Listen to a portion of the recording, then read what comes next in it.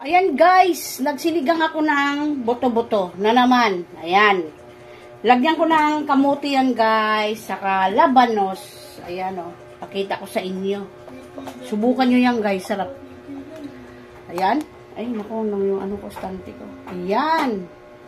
Ano yan guys, yung labanos, kamuti, sitaw. Sinigang ito guys, pero may kamuti ito. Nilagyan ko ng kamuti. Masarap yan guys. Lutuin muna natin yan, yung ano, yung tawag doon. Itong ano, sitaw, ilalagay na natin.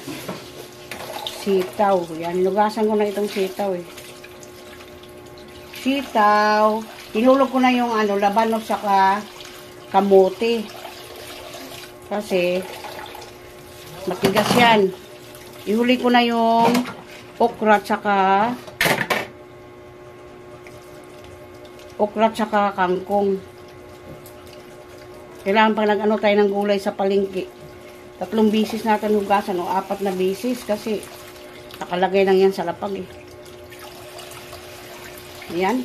Maraming gulay yan guys.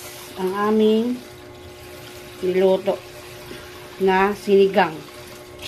Iba't ibang gulay yan guys. Sinigang. Try nyo yan guys. Yan. Lagyan natin ng konting asin. Yan, magic. Yan guys, magic. Ubusin ko na itong magic kasi marami ito guys. 4 cubes, isang buo yan guys para masarap. Ayan, ilagay na natin guys. Original na sampalok. Ayan. Mas masarap yung maasim. Lahatin na natin kasi malaking kaldero yan guys.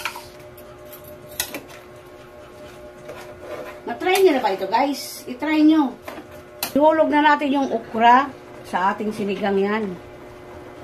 Para hindi malata masyado yung sitaw. Luto na yung mga labanos yan sa kamote. Saglit lang naman maluto yan guys.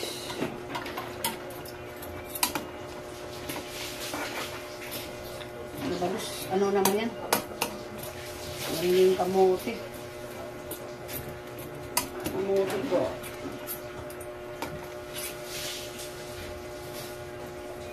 Luto na yung kamote. Pabilis lang.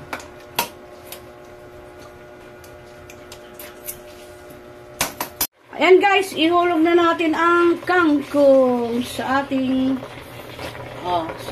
sinigang na sari-saring gulay.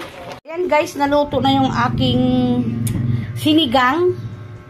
Kamuti, okra, labanos, saka kangkong. Ayan.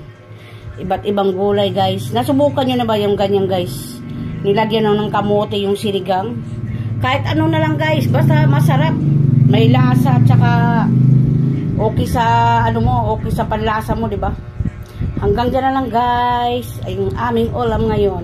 Araw ng Huwebes, December 26 tayo ngayon guys. Yan. Hanggang diyan na lang tayo guys. Ayan yung aming ulam.